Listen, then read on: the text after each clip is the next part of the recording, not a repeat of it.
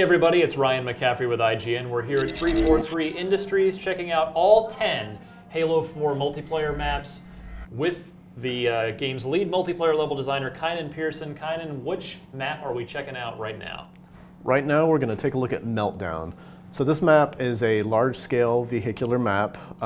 It's got a lot of routes that go through and around kind of a central bridge structure. It takes place on a moon where there's kind of a catastrophic reactor meltdown going on. You've already described the greatest multiplayer map ever. That's the greatest description I could possibly think of for a Halo map. So you mentioned in one of the other videos that you've got sort of a mental checklist. You guys wanted to do some smaller maps, some medium maps, some objective maps, large-scale stuff. You mentioned this is a large-scale vehicular map. What inspired this particular level? So this level was built from a need that we had to do a certain level structure. We call it the infinity loop. And the infinity loop is basically a giant figure eight that vehicles can drive and that they converge in the center. Which was Infinity was a fantastic multiplayer map in Halo PC. So in this particular map, this is also one that's built around large-scale objective. It's symmetrical in its design. There are some asymmetrical elements in terms of minor rock placement and stuff like that. But you have callouts. You have the side that is all snow, and then you have a few little structures. There's some interconnected teleporters that will take you from the main bases into the smaller side bases. But this is the center of the map. So within the center of the map, you have this bridge right in the middle, and that connects the top of the infinity loop. But if you wind around the outside of the map, then you'll end up coming around in the bottom. And I see two large man cannons on the side over there. Yep, passes below. I'll get to the purpose of the man cannons and show you some of the cool stuff that we've got going on that feeds into the Halo sandbox.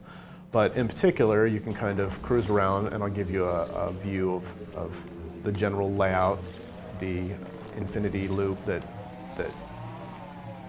is the vehicle routing. So you can see that you can pretty much make this figure eight formation when you're in a Ghost or another vehicle, and that it comes around here. But these little cannons on the side will allow you to hop in them on vehicles and put yourself up here, or you can do it on foot. They work both ways. So it's just a quick route for players to be able to kind of backpedal and come up. So those affect both players and vehicles at the same time. And then we also have ones that'll take you immediately into the center bridge structure. Oh, look at that. So really, you're really sort of literally and figuratively just channeling everybody towards the center of that figure eight. Yeah, and that's not necessarily to say that most of the combat happens in that area, because we have these basically defensible locations, these bases. So you see these giant structures, which are kind of your landmark callouts on each side. We have the reactors open there, where you come inside, and then you have your, combat areas here when you're trying to defend once you're on the inside of each of these structures, which are on both sides of the map. And then we have your little shortcut routes. These will lead you out to the upper deck, but if you go below, you also have vehicle spawn locations, and then kind of running back into the structure and towards the top deck, you'll see that there's the shortcut route, which takes you to the teleporter that spawns you at the little side base, which gives you a nice view to kind of do some sniping if you interesting. If you will. We don't see teleporters too much in Halo over the last couple of games. Do you generally try to shy away from those except on bigger maps like this? It's always what works for the map. We don't necessarily shy away from teleporters. We like using them if they facilitate a purpose, but we don't want to use them if it's not built for a specific reason. So if we find that we need them, then it's definitely a possibility to put them in, though it's more dynamic whenever you're launching from a man cannon and able to fire midair while you're traveling around. It's less disorienting to players to do that. But yeah, the teleporters here work out really well and definitely allow players to use more of the side routes to their advantage during gameplay. This map certainly begs the question. We see the vehicles on the lower part of the figure 8. Banshee in here at all? There is no Banshee in here. That being said, it's definitely something that may make an appearance. It's possible to place the Banshees in custom game types. But you can see that we've got these little interconnected foot routes. So while it does seem like the map is scaled to have a lot of vehicle routes going through the map, just running around on foot is definitely supported with the amount of cover that you have, and you've got a lot of interesting multi-layered verticality to deal with whenever you're having cross-map engagements. Seems like a potentially great capture the flag map here. Yeah, absolutely. CTF works out really well here. Any of the BTB modes, Dominion is definitely a plus, and then a few others.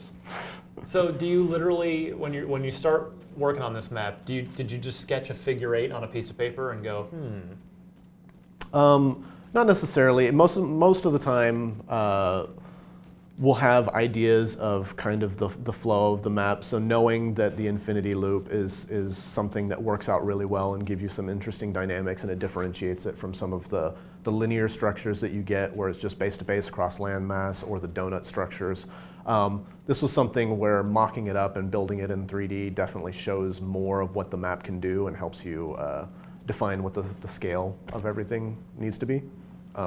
So while paper layouts do come into play, it's more along the lines of you don't know a map until you've built it. Sure.